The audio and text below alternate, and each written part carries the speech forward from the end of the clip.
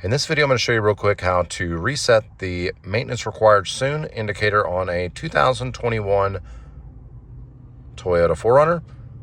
Pretty simple process once you know what you're doing. This will also work with other year model, not just the 2021. What you're going to do is you're going to want to go to the run position. Do not put your foot on the pedal when you go to start this, but I'm going to click this twice to get it into the run position. Once I do that, I'm going to, up here on the dash, I'm going to push this a couple times until it says trip A right there.